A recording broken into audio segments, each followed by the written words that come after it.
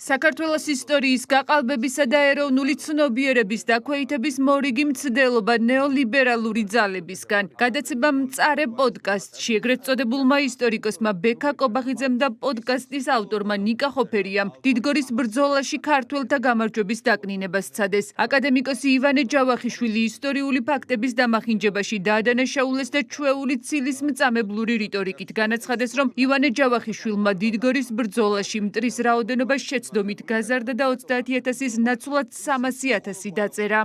ივანე ჯავახიშვილი თავის დროზე საუკუნეს წინ წერდა, რომ ალბათ ისიც მხოლოდ ვარაუდით წერდა, რომ ალბათ 300,000 კაცი ყავდათო სელჩუკებსო. ეს ცნობები რაც ახლა ჩვენ ჩამოყალიბდა არ ქონდა ივანეს მაშინ. ხო, რას იყენებდა ივანე ჯავახიშვილი? იყენებდა იბნ ლასირის ცნობას. მაგრამ ახლა პრობლემა რაშია? კოჩა ჯაფარიძემ, რომელმაც იბნ ლასირის ცნობა გამოსცა თავის მახლობელი აღმოსავლეთ ისლამურ სამყაროში, ეს არის საუკეთესო ნაშრომი, რაც კი დაწერილა შუა საუკუნეების საქართველოსა და ისლამურ სამყაროს ურთიერთობაზე. საქართველოს და მახლობელი აღმოსავლეთ ისლამურ სამყარო მე-12-მე-13 საუკუნეებში ესეთი ნაშრომი აქვს მას. იქ პირველად, ხოდაშორის სოსო მარგიშვილიძე უფრო ადრე, კომენტარში იბნ ლასირიზე აქვს მითითებული, რომ იბნ ლასირის ორიგინალში წერია 30,000 ჯარისკაცი და ეს გოჩა ამბობს, რომ ყველაზე რეალისტურთან მიახლოებული რიცხვია იმ წყაროებს შორის, რადგან იბნ ლასირი არის პირველხარისხოვანი წყარო. ანუ 1-0 აქვს ივანეს მიმატებული შეცდომით. იცი რატომ აქვს? იმიტომ რომ ზოგიერთ გადამწერთან არ ჩანდა კარგად იყო თუ არა ის ნული, ასე ვთქვათ. ისტორიის გაუფასურების მცდელობას საზოგადოება ქართული ვრცელი წერილით გამოეხმაურა, სადაც საუბარია, რომ ჩვენი ისტორიისა და ეროვნულობის წინააღმდეგ ბრძოლა დიდი ხნის წინ დაიწყო. კომუნისტური ინტერნაციონალი დღევანდელ ეპოქაში ტოტალიტარულმა ნეოლიბერალიზმმა ჩაანაცვლა. შორს გამიზნული დივერსია ჯერ კიდევ 126 წლის წინ ილია ჭავჭავაძემ ცნობილ ქვათა ღაღადში ამხილა. გლობალურმა დიპ სტეიტმა კი მოკავშირედ გაიხადა ყველა ის ვოუკერი იდეოლოგიური დოქტრინა. მოძრაობა და ადამიანთა ჯგუფები, რომლებიც უარყოფენ ოჯახს, რწმენას, ერს და ტრადიციულ ღირებულებებს. ნეოლიბერალური დიპ სტეიტის აგენტურამ ქართულ ეროვნულ ცნობიერებასთან ბრძოლა ქართველთა ისტორიასთან და ამ ისტორიის გამორჩეულ გმირებთან ბრძოლით დაიწყო. გემახსოვრებათ პირველი შეტევა თამარ მეფეზე განხორციელდა, შემდეგ დაუნდობელ თემურლენგთან მებრძოლ ბაგრატ მეხუთეს და გიორგი მეშვიდეს ქრისტიანობისთვის თავდადება და დიპლომატია დაუწუნეს. ყველაზე მასშტაბური შეტევა კი ერთ-ერთი ქვეყნის ელჩის რჩევით პოპულარული ქართველი მეფის ერეკლე მეორის წინააღმდეგ განხორციელდა. ერეკლე მეფე იდიოტიც იყო, მოღალატეც და დეგენერატიც. ამ ფრაზეოლოგიით შეაფასა ლევან ბერძენიშვილმა იმ ქართველი მეფის ღვაწლი, რომელსაც ნიკოლოზ ბარათაშვილმა უკანასკნელი ივერიის სიმტკიცის სული უწოდა. ილია ჭავჭავაძემ კი საქართველოს ბრწყინვალე მეფედ მოიხსენია. საზოგადოება ქართულის განცხადებაში ხაზგასმულია, რომ ეგრეთ წოდებული ნეოლიბერალური ფრთა სახელოვანი გამარჯვების ძლევა ის საკვირველის დაკნინებას შემთხვევით არ ცდილობს. მათი მიზანი ისტორიული ორიენტირების გადაფასება, მითების შექმნა, მისაბაძი ფიგურების დამნაშავეებად წარმოჩენა და ერის თვითშეგნების განადგურება.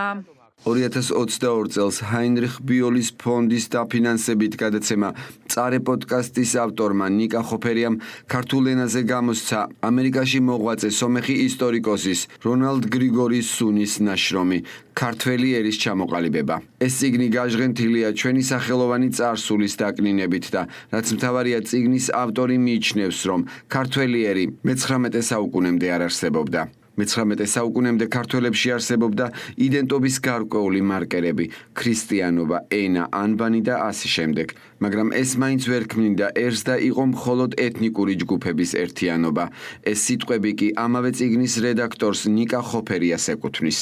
მას გვინდა შევახსენოთ, რომ ეთნიკური ჯგუფი ნიშნავს ცალკე ეთნოს და როცა იგი ამბობს, რომ ქართველთა ლოკალურ ტერიტორიული ჯგუფები ცალკე ეთნოსებია, ამით აგრძელებს მეფის რუსეთის იმპერიული ისტორიკოსების ხაზს, რომელთაც ჰქონდათ მცდელობები ანალოგიური თეზა დაემტკიცებინათ და ცალ-ცალკე შეჰყავდათ აღწერებში მეგრელები, სვანები, ხევსურები და სხვები. იმავე ნიკა ხოფერიამ გადაცემაში მწარე პოდკასტი დიდგორის ბრძოლის 904 წლის თავზე ქართველთა სახელოვანი გამარჯვების გაფერმკრთალება და დაკნინება სცადა. ამ მიზნის მისაღწევად კი მან სტუდიაში ბექა კობახიძე მიიპატიჟა. ბულინგით, აგრესიული რიტორიკით, ძალადობრივი მოწოდებებით ცნობილი SY ისტორიკოსი ცდილობს ქართულ ისტორიოგრაფიაში დანერგოს თავისი მენტორების, ქართველების დაუძინებელი მეგობრების, წარმოშობით სომეხი მეცნიერების ლოს-ანჯელესის აცგარდაცვლილი უნივერსიტეტის ემერიტუსის რიჩარდ ჰოვანესის და მიჩიგანის უნივერსიტეტის პროფესორის ჩიკაგოს უნივერსიტეტის ემერიტუსი გრეგორი სუნის მეგობრული ნარატივები. საზოგადოება ქართულის განცხადებაში აკადემიკოს ივანე ჯავახიშვილის ღრმა მეცნიერული კვლევა განსაკუთრებითაა გამოყოფილი. ეგრეთ წოდებული ისტორიკოსების ცრუ ნარატივის გასაბათილებლად კი უცხოელი ისტორიკოსების შეფასებებია მოყვანილი. მაგალითად, დიდგორის ბრძოლაში ურჰაეცი ქართველთა მტრის რაოდენობას 560,000 ჯარისკაცს, ჯვაროსნული ომების მონაწილე ვალტერ გოტიეკი 600,000 კაცს ასახელებს. დიდგორის ბრძოლაში მაჰმადიან მფლობელთა გაერთიანებული ლაშქრის რიცხვს თანადროული სომეხი ისტორიკოსი მათეოს ურჰაეცი 560,000 ჯარისკაცს ასახელებს. ანტიოქიის სამთავროს კანცლერი ჯვაროსნული ომების მონაწილე ვალტერ გოტიეკი მტრის რაოდენობას 600,000 კაცს ასახელებს. ამდენად აკადემიკოს ივანე ჯავახიშვილის მოსაზრება ღრმა მეცნიერულ კვლევასა და საკითხის საფუძვლიან შეფასებას ეფუძნება, თუმცა უცხოეთის გრანტებზე მცხოვრებ და მათ შეკვეთებზე მომუშავე აღნიშნული ჯგუფის მიზანი არც ჩვენი გმირული წარსულის კვლევაა, არც ისტორიის საამაყო ფურცლების სააშკარაოზე გამოტანა. მათმა პატრონებმა კარგად იციან, რომ ისტორიის კონტროლი საზოგადოების აზროვნების კონტროლსაც ნიშნავს. ამიტომ მათთვის ხელსაყრელია ქართველთა სახელოვანი გამარჯვების, ძლევაის საკვირველის დაკნინება და ისტორიული სიმართლის ეჭვისა და ბურუსის ჩრდილში მოქცევა. ისტორიის გადაწერის მცდელობაში Deep State-ის ხელწერას ხედავს საზოგადოება ქართულის ხელმძღვანელი გიორგი გაბუნია. მისი თქმით, დიდგორის ბრძოლა საქართველოს გამარჯვების სიმბოლოა და ვინც ისტორიული გამარჯვების დაკნინებას ცდილობს, ჩვენი ქვეყნის მტერია. დიდგორის ბრძოლა საქართველოს ისტორიაში არის ერთ-ერთი უმთავრესი მოვლენა. ეს არის ჩვენი გამარჯვების სიმბოლო და დიდგორმა მნიშვნელოვან წინდად საუკუნების მანძილზე განსაზღვრა ჩვენი ერის ხასიათი და ბედიც თუ გნებავთ. ეს არის ერთ-ერთი უმნიშვნელოვანესი მოვლენა საქართველოს ისტორიაში და როდესაც შენ ამას ეხები და როდესაც შენ ცდილობ დააკნინო დიდგორის ბრძოლაში გამარჯვების მნიშვნელობა, შენ ხარ უბრალოდ ვერაგი, შენ ხარ მტერი და ეს არის ჩვეულებრივი ბოლშევიზმი.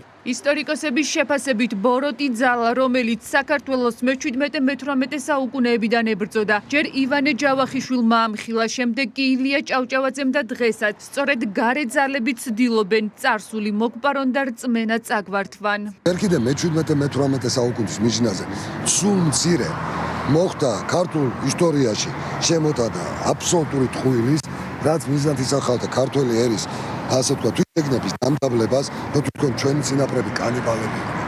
ასე შემდეგ ეს ყველაფერი თავის დროზე ივანე ჯავახიშვილმა მარმა ამხილა განახლებული ენერგიით. ზუსტად იგივე ძალა ახდენს რას, რომ ჩვენ მოგპარონ ჩვენი წარსული. ისტორიული მოვლენებისა და ისტორიული გმირების წინააღმდეგ კამპანიის მიზანი არ ახალია ქართული ეთნოკულტურის მკვლევარისთვის. ელდარ ნადირაძე ქართველი მეფის ერეკლე მეორის წინააღმდეგ ლევან ბერძენიშვილისა და მისი თანამოაზრეების მასშტაბურ შეტევებს იხსენებს და აღნიშნავს, რომ საქართველოს ისტორიის გაუფასურების საშიში მცდელობების ავანგარდში სწორედ ლევან ბერძენიშვილი იდგა. დიდგორის ბრძოლასთან დაკავშირებულ ამ ცინიზმს, რომელსაც ესენი ეწევენ, ეს პირველი არ გახლავთ ქართული ღირებულებების ესე იგი დევალვაცია და მასზე კრიტიკით ლაპარაკი ეს ლევან ბერძენიშვილი არის ერთ-ერთი მოთავე ამ საზღვარი პროცესის. დიდგორის ბრძოლაზე მუშაობდნენ, მე ვიტყოდი ესე იგი ყველაზე დიდი ისტორიკოსები ივანე ჯავახიშვილი, შოთა მესხია, როინ მეტრეველი და კიდევ ძალიან ბევრი, ესე იგი ნიკო ბერძენიშვილი. გარკვეულია ყველაფერი ამას ამბობენ სწორედ იმ დროინდელი ისტორიკოსები. იქნება ეს მართე ურჰაელი, იქნება თეოფილ გოტიე. ეს ხო ქართველი ერის გამარჯვება, რატო უნდა ვიყო ჩვენ დაკნინებულები, რატო უნდა ვიყო სადღაც ქვეშ მოთავსებულები იმის გამო, რომ ჩვენ ესე იგი ერი ვიყავით ისეთი თურმე, რომელსაც არაფერი არ შეგვიძლია არასდროს. საზოგადოება ქართული ვრცელ განცხადებაში საზოგადოებას მიმართავს და სიფხიზლისკენ მოუწოდებს, რადგან დიდგორის ბრძოლა არ დასრულებულა და დიდგორის ბრძოლა კვლავ გრძელდება.